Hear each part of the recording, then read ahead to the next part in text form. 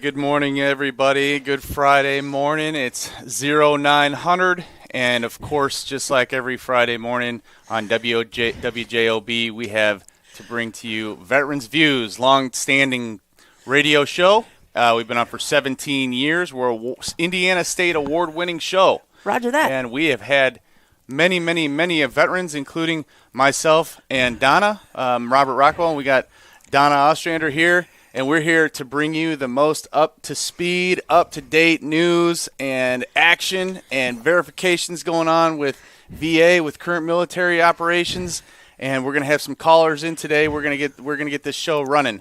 So in order for us to do this show, of course, we have to have contributors, and they are supporting the veteran cause and helping us lead the charge and mount a front of, steady, stable shot groups forward into the future for helping our veterans locally getting the information. And these contributors keep us on the air. So Donna's going to run through them here. Yeah, I'm just going to read a couple of them, and then we'll read the rest towards the end. Okay. First, I want to give a huge thanks and a shout-out to the Veterans Views. Was founded by American Legion Hammond Victory Post 168. It started over there. It started as a local cable show back when they used to do community cable. Way back, you're probably just in diapers still. Some Ernie Dillons and Pat O'Donnells. And yeah. Just to name a couple. Right. But legends. Yes. Legends. So, so let's thank Calumet Breweries. You can find them at 6535 Osborne Avenue in Hammond.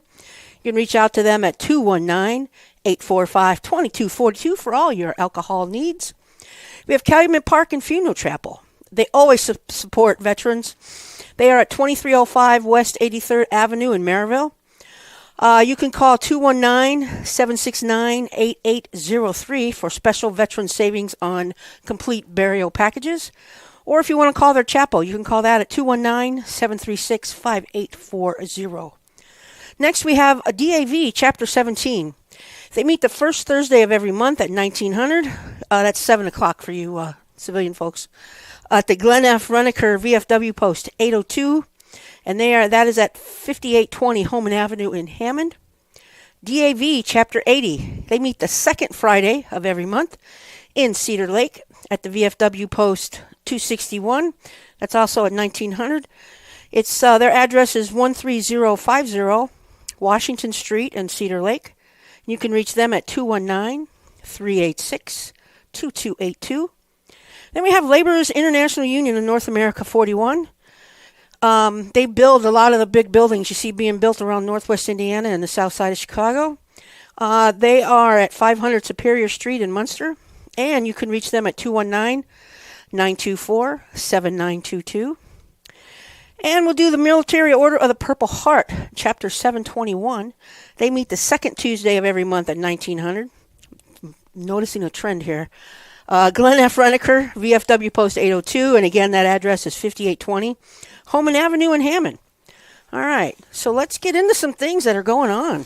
Yeah, so I did want to touch, I think, on one of the most pressing issues recently, and it just continues to move forward with drama almost, and it's the nuclear deal and the nuclear negotiations with Iran currently. So as you go onto military.com, they're reporting the UN nuclear watchdog says it's unable to verify whether Iran has suspended all uranium enrichment. Okay, this has been going on for some time, all the way back going to the 90s. Yeah, and I before. mean, even as most recent is the nuclear deal with a couple presidents ago, and now moving into You're talking about the president that sent pallets of cash to Iran. That one. I don't know if that's true or if I have a reputable source on that. But I will say that we just are trying to reestablish that. And while I was out there last year, that we attacked their nuclear sites with strategic force. And they were supposedly destroyed. Yeah, right. And of course, the press spins it as if, we only put them back 3 months. But I'll tell you, there's some, the Air Force did their jobs. Yeah. And they had some serious firepower and bunker busters that did absolutely set them back, if not deplete them. And not only that, but Israel had confirmed over 100 different scientists and leaders killed from their ops. And you need those scientists to build if you're going to enrich uranium. 100%. And I'm sure they're not just like jumping to go hey, be a scientist for Iran. Well, you know, they, some of them don't have a choice. right, They get forced into kind it. kind of slaved into it, right? Well, the thing that gets me too is ever since the 90s, maybe even the late 80s, Benjamin Netanyahu was always saying, in 3 to 5 years, Iran will have nuclear capabilities. And then 5 or 6 years later, in 3 to 5 years, Iran will have nuclear capabilities. Well, which is it? Do they have it every 3 to 5 years?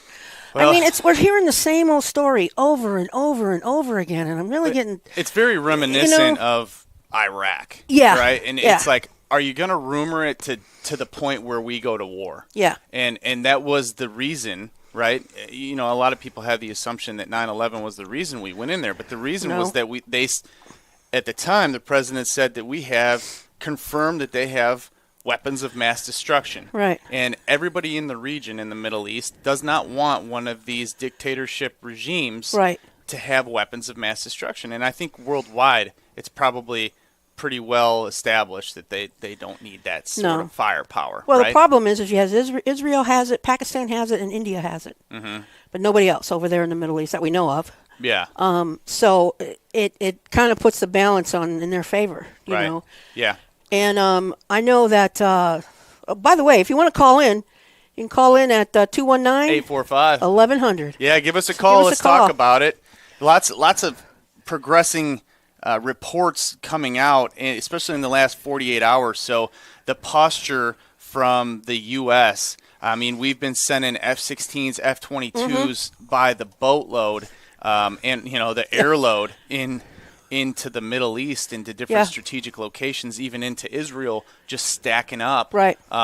And then, of course, everybody knows that the Navy has been a huge presence in the ocean out there, really posturing an offensive. Yeah. Not a defensive, an offensive. And you can see, if you even are somewhat have your finger on the pulse of this at all, you can see that Iran is reacting in a defensive posture all over their shorelines.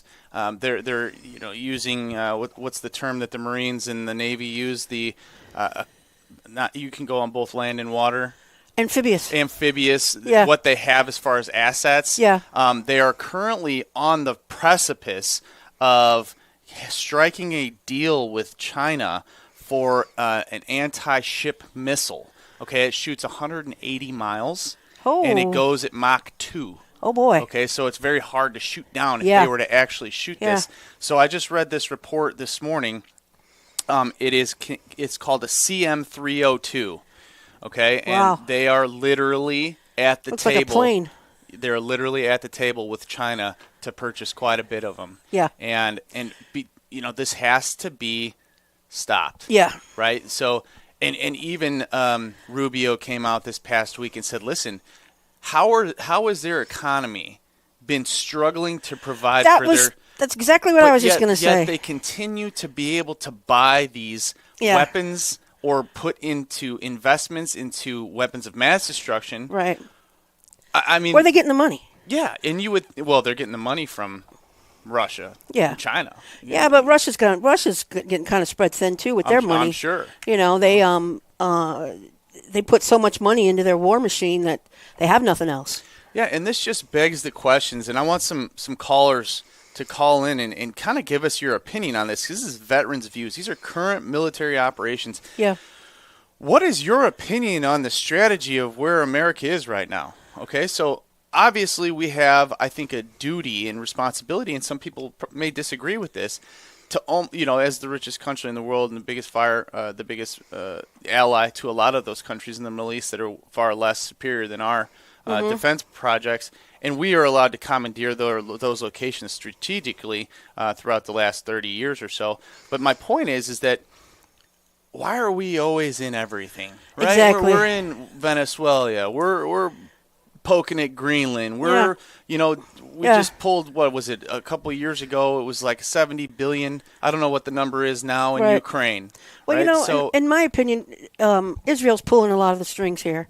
Yeah. We give them billions of dollars a year, billions of dollars, and their people don't have to work. They can get free health care, free college, free rent, but yet our people in our country are struggling. Yeah. I got a big problem with that. 100%. And we give them military fighting equipment. We give them planes. We give them tanks. We give them missiles. We give them all this stuff. So let them go fight their war. Yeah. That's their problem, not ours. You know, and a Right. lot of people will say, well, we can't allow them to have nukes. Who are we to say who can have nukes and who can't? Well, You know, China's got them, Korea's got them, and all the countries that don't have them in the Middle East are the ones that we invaded. I think that's the debate, Donna, is that, again, good point. Who are we to choose who has it? But it's just like a DC comic or a Marvel comic. When you have the superpower, Yeah, you have an obligation. true. You know, true. like we are. But it can't just be us. No, it can't. I mean, You know? it would be an ideal planet if us, Russia, and China were all friends. Yeah, Or we just, right.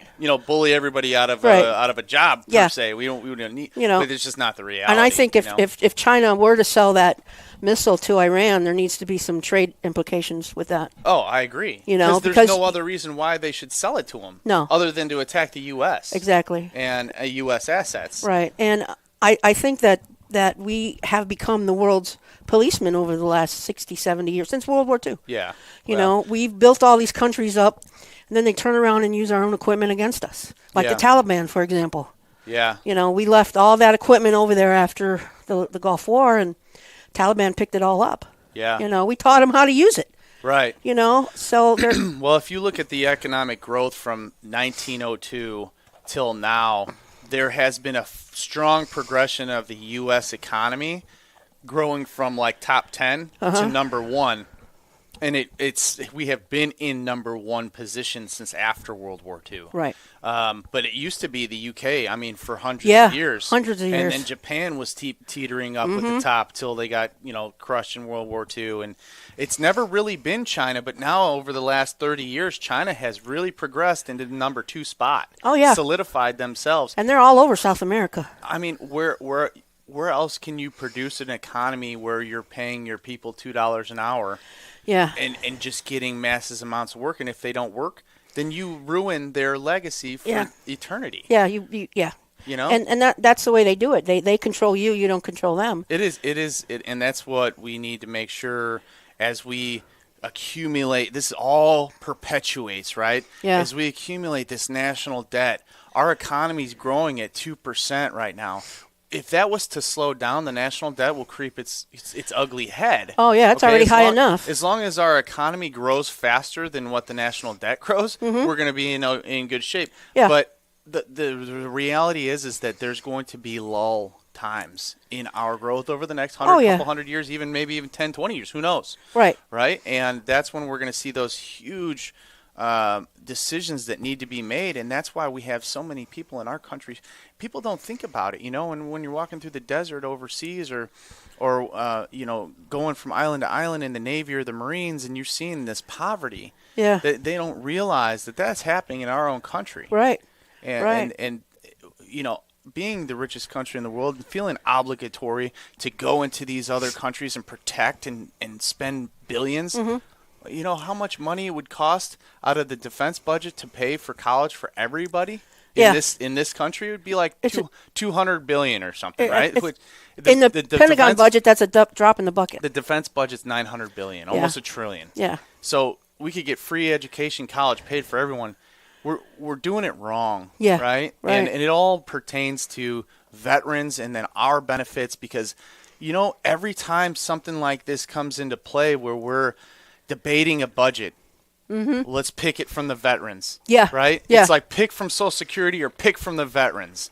And that's why Right. we're struggling right now to say, hey, if you take a medication and your PTSD subsides or you're wearing a prosthetic leg and now you can walk again, we should pay you less. Yeah. That's absolutely ridiculous. Yeah. That's even a conversation on the table. Right. That law even passed. That even it wasn't know? a law. It was a VA policy, Yeah. which is why they were able to rescind it so fast. And from what Okay. what I read yesterday is they did take it out of the Federal Registry yesterday. Okay. Okay. So, So we have to- it wasn't voted on. No, like nobody okay. voted on it. Nobody. It was just a VA policy. It was just a VA policy. And Okay. the way that Collins, the VA he's in charge of the VA, he framed it that we were trying to fix the language of our long policy. I'm like, no, that's not going to fly, dude. So over 20,000 veterans commented on that on that on that item, about Sure. reducing benefits. And it should be more. And it should have been more. But Yeah. thank you for all the vets that did. Yeah. Comment. Absolutely. You had the VFW, you had the Purple Heart Association, you had the American Legion, all the veteran sure service, DAVs, the I'm DAV, sure, everybody. Veteran sending service officers everywhere. everywhere. Yeah. So everybody was writing and calling and making their voices heard, and that's how we change things. 100%. We don't realize how much power we have when we come together. Because there was when Obama was president, he wanted to invade Syria, Yeah. and the American people rose up and said, "No, we're tired of war. We don't want any more war," and we didn't invade Syria.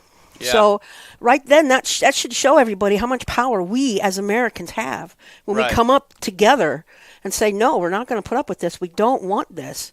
Right. We control you. You don't control us.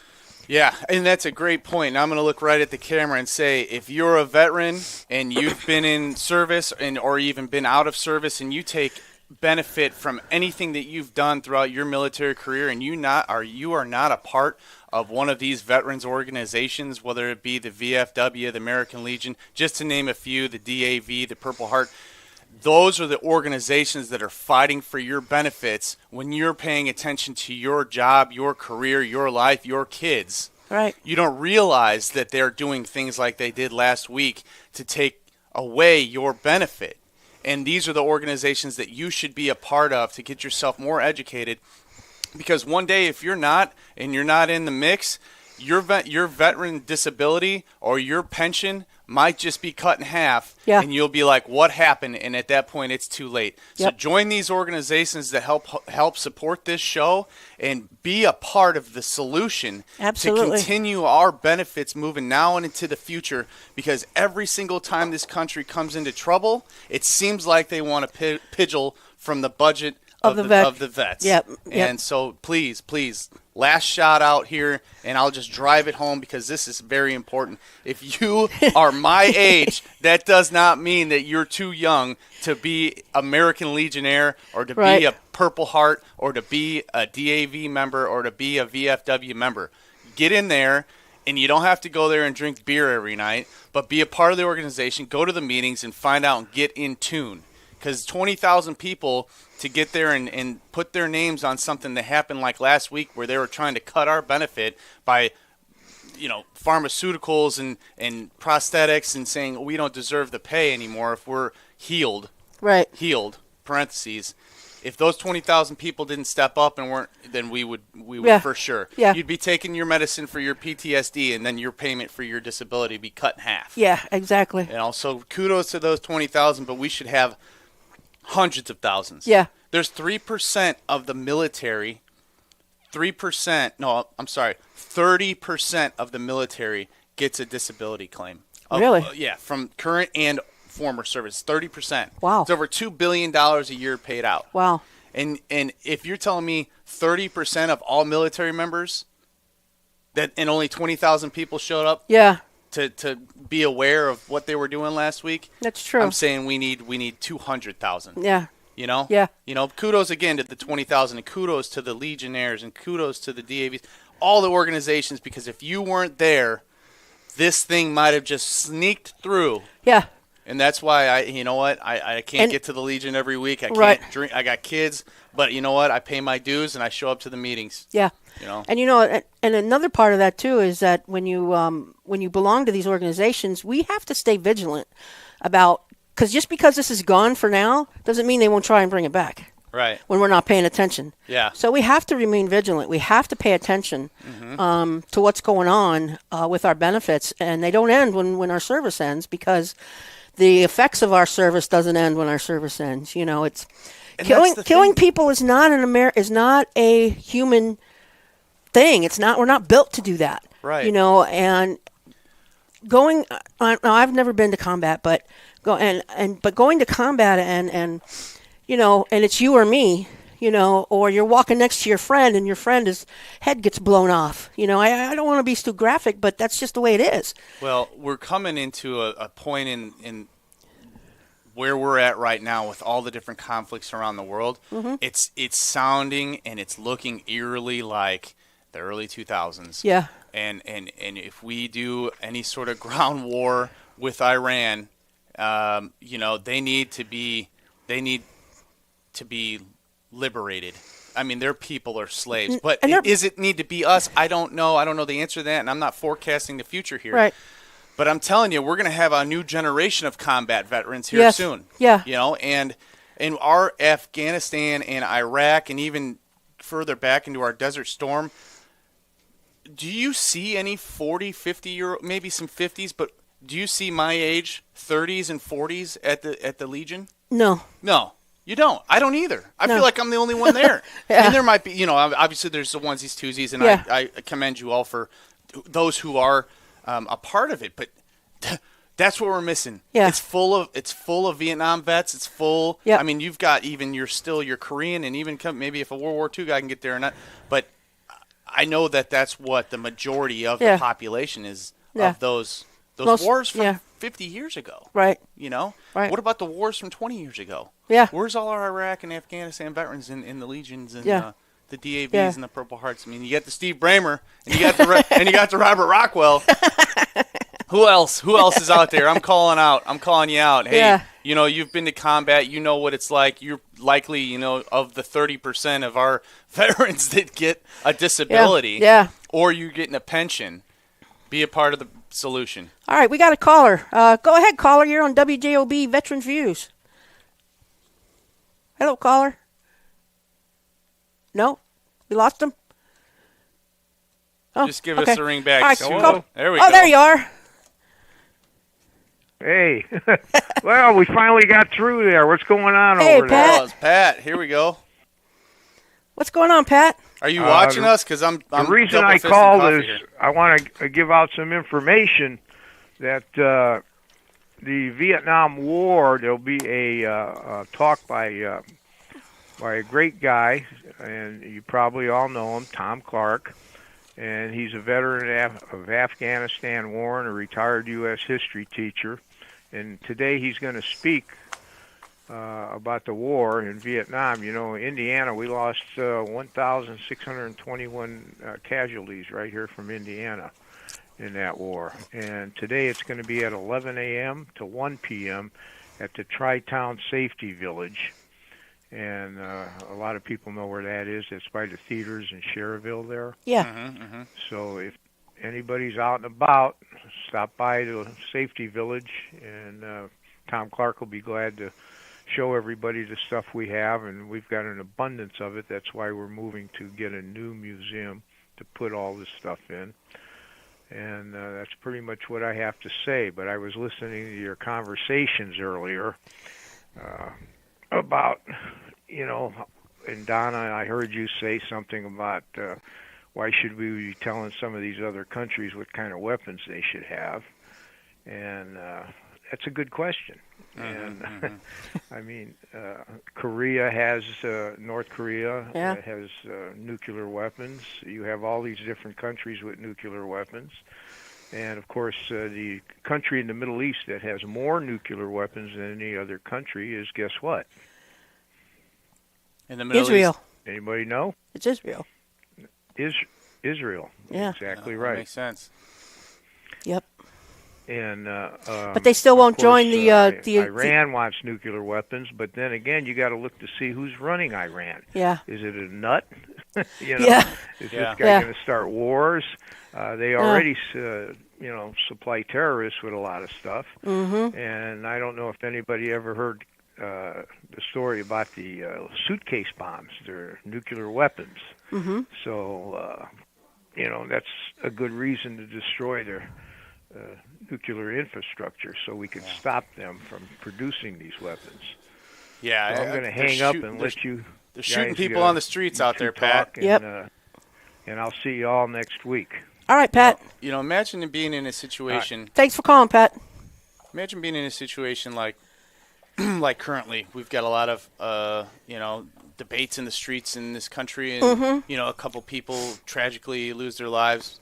But imagine being in a situation where you go out there and you protest. Yeah. And they come out and they shoot you dead. Yeah. That's what they're doing in Iran right now. Yeah. They're walking down the street just shooting people. Thousands at a people. time. Not like So their regime said 3,000. Yeah. But people on the ground, like secret agents, Yeah. are claiming more like 50,000. Yeah. 50,000 people shot dead on the streets for trying to go out there and protest because they're tired of it. Yeah. And you know what? They're scared to come out of their Yeah. houses now. Yeah. And that's exactly what they want. Exactly. You know, and if you go back and look at Iran in the 80s, before they still had the Shah, before the United States did their regime change in Iran, we have to take some responsibility for that. Yeah. But it was a much more progressive country. The women did not have to wear a burqa. They were not bound by Sharia law, which Sharia law is a terrible thing for women because you're basically a slave to men. You know, you can't go anywhere. And even when we were fighting in Iraq, they wouldn't let the women leave the bases without a male escort. You know, and the women were not allowed to roll up their sleeves. They had to have their sleeves down. Yeah. I mean, it's still kind of like that in a lot of other countries around it. They just had a WrestleMania or a wrestling event in Saudi Arabia. And Yeah. all the women had to wear full bodysuits. Yeah. They were not allowed to wear That's ridiculous. their normal fatigues. Yeah, we shouldn't have. Right? And I'll give hats off to Martina Navratilova. There was a big tennis thing that was supposed to go on in Saudi Arabia, and she was like, "No, I'm not going. Yeah. If I can't be a woman and dress the way I want to be, women have no rights. They can't drive. They can't vote. They can't own property. They're basically slaves. Then I'm not going." And so hats off to everybody who didn't go. And I as a woman, I wouldn't go either. I agree. If I was an athlete, I wouldn't. On go. the upside, I was in Saudi Arabia, and they are starting. It looks like I was in one of their bigger cities, and they are starting to be more progressive. So the older generation, you'll see the women fully covered, but you'll see the newer generation, my age and below, they're wearing normal clothes. Oh. And they're walking the streets. Normally, they got makeup on. They are on their cell phones. Like I think it's starting to lean that way, and it's going to take some time. Yeah, you can't change it overnight. I get that. It's not, although they are very old school. Yeah. It's not dictatorship, or it's not. Yeah, I wouldn't even call it old school. It's that Sharia law that, that a lot of people want to bring to this country. I would say old school for the Middle East. Old school for the Middle East. Right. Yeah. Here, you're talking. What women's rights and stuff. Actually, it's probably a little more recent, before my time, maybe through the beginning of your time. Well, just as recently as the 70s, women weren't allowed to have credit cards in their own names. Couldn't buy property. A woman still has a hard time getting a hysterectomy in this country in 2026 without a man's approval. That's ridiculous. Whether you're married or not, they're like, "Oh, well, you might want to have kids later." Yeah. No, I have cancer. Take the stuff out. Yeah.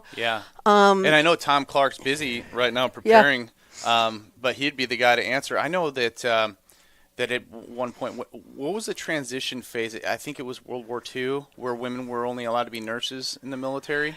Nurses and secretaries. Okay. Yeah. And then after, what was it, Vietnam there or era? Maybe? Yeah, right around there, and even towards the end of World War II, they were starting to be integrated more after World War II into different jobs.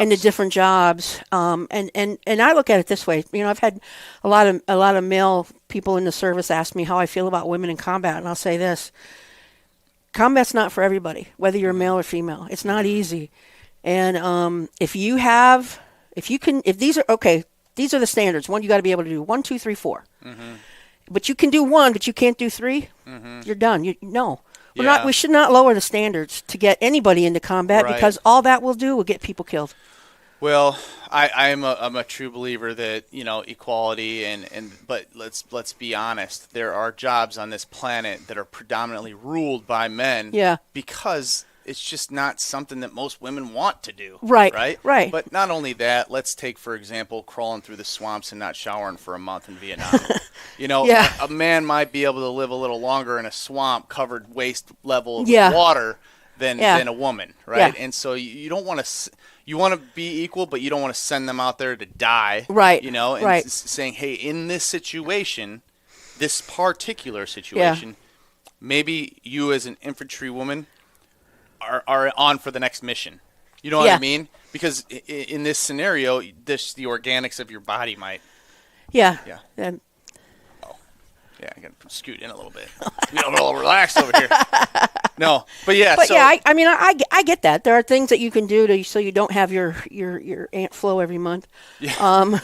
But but our subject today has really been coming back to Iran and where Yes. they're at with nuclear. We've played this game back and forth with them for decades, seemingly. Even last year when I was over there, we shot them with bunker busters, right? And now, hey, we put them back 3 years, but now we're right back in the midst of loading all of our military defense and offensive operations, our Air Force, our Navies, pushing over there now again. Yeah. So how far did we really bump them back? Right. You know? What part are they lying about? Are they lying about that we destroyed their nuclear capabilities last year? Right. When we bombed them, or are they lying now? Right. I mean, so do they have it or not? yeah. And if they're I progressing, don't think there's any way for us to know. We don't have No. any boots on the ground. Well, I should say we don't have any Yeah. legal boots on the ground over there. Right. No, I'm sure there's secret. I'm sure there's- And that's why they said that they identified like 120 government officials and scientists that Israel had already basically had assassinated Yeah. prior to the U.S. attacks because of their secret agents. Yeah. I mean, we're full-blown 007s in there. Yeah. And and I'm sure it's well beyond. And I'm sure what, we're right- what right we next know to here them. on the local Yeah. radio show. Right. Right. If any of you secret agents out there got some information to put out, we'll snap the clip and make sure that you call in anonymously. Let us know, because we want to know. We want to know what's going on in there. Yeah. And we want the hard truth, the real truth, and nothing but the truth. Yep. And believe me, Donna and I can handle the truth. You can handle the truth. That's So right. please call in 219 845. 1100. And that's some of the current hotness going on. There was something else I was reading on militarynews.com. This is pretty interesting. And this pertains to some of the subjects that we've talked about the last few weeks. I wasn't here the last 2 weeks because of VA stuff, but about 4 weeks ago we were talking about how when you go through military education, right, and you learn to become a leader, Yeah. you learn how to speak in front of a group. Right. You didn't go to school to be a teacher. No. Right? But yet, all of a sudden, you have the same qualities and the same skill sets as a teacher, as a subject matter expert. You can stand in front of a room. I am very confident with my job in the Army to stand in front of a room and teach a whole class for an hour without being hesitant on what I'm teaching. Right. Because I know my job and I know what these troops need to learn. Yeah. You learn that over time. right? Absolutely. So it's a southern state, and they are working right now through their state Congress to pass a bill that will allow veterans with certain certifications to allow them to apply for roles as teachers Oh, without a bachelor's degree. nice. Right. So I think that's interesting because you're seeing the value of your military service and training, and maybe it's a rank. I don't know. I think a lot of it too is it's hard to translate what you do in the military into civilian terms. We use a lot of acronyms, we use a lot of short verbiage for different things, and it's hard to get that across. But like for me, I was a welder. I worked on heavy equipment. I was maintenance management, logistics. That I can translate fairly easily. Yeah. And And you could probably stand in front of a class for a tech school Yeah. and teach kids how to weld. Yeah. Without going to get a bachelor's degree, right? Right, So exactly. the state is Alabama. Okay. And they don't always have everything right down there. Right. But sometimes they come up with some pretty decent Yeah. ideas. Yeah, that's a good idea. I and, like that. Hey, why not? Yeah, Why yeah, not? yeah. Because and the thing is as you know, it's very hard to get a degree when you're on active duty. Oh, yeah. Every time I signed up to go to college when I was on active duty, I got sent somewhere. yeah. I'd be right in the middle of a semester, and they're like, "Oh, you're going here, you're going there." Well, crap! Now I can't do it because I can't. So Well, I stopped going because life happens. Yeah, right? exactly. And I was just telling my kid yesterday. He said, "Well, Dad, it's not easy." I said, "Son, when you're 12 years old and above, it's not supposed to be easy." yeah, Right? I didn't finish my bachelor's degree till I was 30 years old because I was working a full-time job and I had kids and I was in the Army, and you just got to 30 years old. Hey, I got it done. Yeah. And now I'm 39, pushing 40. And I'm in much, much better shape for having done so. But I sucked lemons and pushed through, and life was not easy. yeah, And I tell them, Absolutely. hey, you cannot raise your kids to think life is easy, to every time sometimes gets tough. How many of us slept in our cars until we got the next job that we needed to, Yeah. you know? Yeah. And I don't want my kid sleeping in his car, but hey, you know what? If it builds his character, figure Yep. it out. Yep. Because I tell you what, the longer you're on the mom and dad payroll, Yeah. It's easy. the worse it is. Yeah. So It's easy to be on. My grandpa, World War II veteran, Army. He was a 50 cal gunner in the ground, shooting down planes in World War II. He told me something before he died. Probably I was about 14, 15 years old. He said, "I think that every man and woman should at least serve a couple of years in the military. You know, teach them minimalist mentality. What you have to earn it to get it. Yeah. You know. Yeah. And I agree. And not only that, it teaches you good character. Yeah. But it gives you a benefit for the rest of your life. Yeah. You know, hey, Yeah. you know, even if you don't get in combat or you don't get hurt or you don't get any subject to disability, you know what? You can always go and get a 10% discount at Lowe's. Yeah. You know what I mean? Like, hey, forget about it. Yeah. Right? Yeah. Something you get something from it. It's just a leadership that you learn alone. You know, being a manager the last half of my career, you know, it was interesting to interact with some of the younger people that worked for me. And, you know, a lot of people say, oh, these young kids don't want to work, blah, blah, blah, blah. But a lot of them do.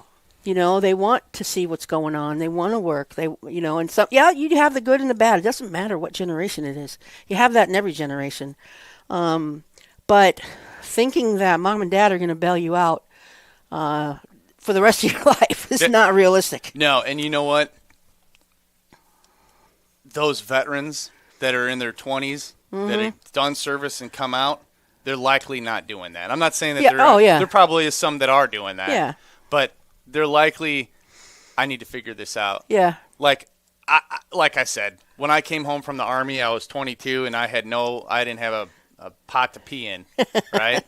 And I wouldn't go to mom and dad and ask for money. Right. It's just not something that wasn't a part of my DNA. No. You know, and I, you know, obviously everybody's different nowadays. Right. Situations, different strokes for different folks. Right. But that was kind of what was ingrained to me. Yeah. Growing up in the 90s, you know. And, yeah, me too. You know, I was we were made to be self-sufficient. You know, Yeah. but things are a little bit different today with different. I don't know. We could go on about. Is it the 24-hour news cycle or the social media? I think social media plays a big part because everybody puts on a front. Most people put on a front for social media. All the quote-unquote influencers. Yeah, and you know, then you get the excuse. It's not like it was when we were young. Yeah. Things cost so much more money. Yeah. Well, you know what? We figured it out too. Yeah. And in the Well, yeah, 80s, my dad was bringing home $400 a week. Right. It was like. Right. We had a house, we had a garage, we had a couple cars. Right. We didn't go out to eat every week. Oh no, we did not. No, we cooked spaghetti. Yeah. And that was about Yeah. it. Yeah. Like it was like spaghetti or beef stroganoff. It was what you could afford to eat. Yeah. And that was what you ate. And, Monday it was Franks and beans and cornbread, and the next day it was cornbread and beans. So, you know, Yeah. mix it up a little bit. But So- it's hard because, a house only costs $20,000. Well, yeah, but I was only making $2 an hour. yeah. You know, so and I think not only that, but I know we're kind of getting off track here, but it's the monetary policy we have. If you look back at what $5,000 was worth back in 1974. Yeah. $5,000 in 1974 is like $32,000 today. Wow. So we don't have a spending problem. We have a monetary policy problem, in my opinion, and one is because of we could go down that deep hole into the Federal Reserve and all that, but we don't nearly have enough time to Yeah. to get into that today. One thing is that consumer confidence right now is still pretty high. Yeah. Actually, we're still spending. We are at the position where we're accumulating a decent amount of debt. I think $2 trillion of the national debt is through credit debt from current U.S. citizens, and we're walking up to the line. Yeah. You know, we just can't cross. If we cross that line where our economy slows and the debt gets out, things are going to be due for a correction. And then they'll talk about pulling back the defense budget. Yeah. Right? That defense budget is just getting to be $1 trillion. That's ridiculous. $1 trillion? And I don't know if you want. We were building stuff that we built airplanes that the Air Force didn't want and they didn't need. Yeah. And they're all in a boneyard out in Vegas somewhere. Yeah, I tell you know. what. Every time I walk into a cage in an armory, or it's just the small stuff. Yeah. Right. And I'm looking. I'm like three cases of this. Yeah. I'm not even gonna identify what they are. Never opened. Sitting on a shelf. Yeah. How many thousands of dollars does that cost? And nobody probably even knows it's there. Yeah. You know? Yeah. Is it on the books? I don't know. Yeah. Is it? Maybe. Maybe not. Maybe not. And you know what? There's so much transition in the military with Yeah. going from job to job to job that it's somebody else's problem a year later, and then they don't care about it. Right. So that's kind of what happens. Like you said, we've talked about it on the show many times. Same thing happens with the contracts, the civilian contracts. Oh, It's yeah. like, hey, we're going to have them build this truck. That's great for 5 years until then that truck's obsolete. They don't build that truck no more. Right. Then we have a parts issue. Yeah. We have a maintenance issue. We can't get We have a parts. sustainment issue. Right. And then it just costs And then more money. now we're buying more new trucks, and we don't really need new trucks. We just need parts for the old ones. I'll give you You know. one personal example that was making me infuriated as a logistics officer. We have an area. It's called Tower 22, and I'm not saying anything that I shouldn't say here. Everybody knows about Tower 22. Okay. Okay. There's a generator. There's no electrical grid out there in the middle of the desert. Right. It's on the border of Syria, but it's in Jordan, and so they just podge it with generator power. Okay. All right. The problem is that first you use your organic assets, right? Your military assets, but then those break down. You got nobody to fix them, so then you contract, and then a couple years later, that contractor's either out of business or their generators. You get another contract. Yeah. So I go out there. There's like 3 different contracts on generators, and none of them talk to each other. Right. So you need a specialist to come and see if you can get them all on the same sheet of music to actually work. Yeah. Right? And so then you redo the contract. Then Yeah. you do a temporary contract. And then you're like, okay, if you go back and look at all the contracts we've done, we've spent millions Yeah. upon millions because you're like, hey, I'm working with the current budget. Well, next year there's a new budget. We can throw another Band-Aid on it. Yeah. Right. But the reality is if you would have just said, hey, let's set up a power grid here 20 years ago, instead of having 6 different contracts for these generators, you would have saved millions and millions Yeah. and millions of dollars. Absolutely. So it's never going to be a perfect system, but Yeah. that's an example of why do we need 900 billion? Yeah. Yeah. Exactly. It's situations like that. Yeah. And, and it's not the pay. and that's just one example. It's definitely not the pay. No. It's definitely not the $2 billion in disability right. payments. Right. It's The waste. assets. Yeah. It's movement. I mean, you know how much it costs to move a brigade across the world? Yeah. And all their equipment. It's millions of dollars. Yeah. And that's stuff's just not our cheap. rotation. But you can't just leave you have to continuously rotate assets in and out because you can't just leave it there. Right. Because then it goes to crap too. Yeah. It's sitting in the desert. What do you think is going to happen to it? Right. And if you're the replacement brigade or battalion or whatever, you don't want somebody else's gear. Or you you're want your falling own. on their junk. Yeah. Right? Yeah, And you got nothing that works. Right. Then you're like they say on the maintenance side of the world, you're non-mission capable. Yeah. That's NMC. Yeah. Circle that's bad. X. Yep. Yeah, that's what they got on the maintenance reports. If you Yep. circle exit, Yeah. forget about it. But yeah, it's done. It's done. So I wanted to ask you. I caught the rear end of a report today. I didn't get a chance to read it all, but they were talking about how in the Middle East now, and I wanted to pick your brain on this since you were just there last year, and with what you can share, is they were talking about if we had to go boots on the ground in Iran, of not having access to the same spots in the Middle East to stage our stuff. And they're even looking as far back as India. And I'm like, we can't win a conflict with boots on the ground if our stuff is in India and we're in Iran. Yeah. and so You can't win that way. the ocean there geographically poses quite a bit of a logistical front there. We're allowed to, in better posture our Navy in that circumstance. Yeah. But then you're talking about, I believe it's the Red Sea. At the northern point of the Red Sea, you have Kuwait and the border of Iraq, and then over that you have Iran. Right. So we have a heavy force in Kuwait, and everybody knows this information. But the reality is even throughout our posturing, if there was a ground attack in Iran, it would be very, very difficult to load up. And I tell you that, and this has been on the news, so I'm not saying anything that I shouldn't say. The same thing happened when I was out there. We currently are moving thousands of people away from the danger zone. Okay. Okay, and then we're bringing in an offensive posture. Okay, so you're pulling back your sustainment. Okay. Essentially, you're Yeah. pulling back your support. Right. Right, which is what you do when you're posturing for war. Yeah. And you push forward your attack offense. Okay. And that's essentially, if anybody had any time to look up how that's working out right now, it's all over the news. They're moving the troops out. Yeah. They're moving the attack mode in. Okay. So yeah, I wouldn't anticipate anything ground stable for some time. Mm-hmm. I would assume that right now, if we do attack Iran again, it's going to be air and sea. Yeah. But I tell you what, when we start attacking them, and then it's going to take is them to get through. We could throw bombs at them all day long, but they throw a bomb at us. They throw one of those missiles that I was talking about earlier on the show at one of our Navy ships and blow up one of our Navy Oh, ships. it's I mean, over. it's no longer us just spitting Yeah. bullets across the border. Yeah. Then they're that's going to rally. That sort of thing rallies America's support. Oh, yeah. Absolutely. It's just like in World War II when the Japanese attacked Pearl Harbor. I believe the comment was they woke a sleeping giant.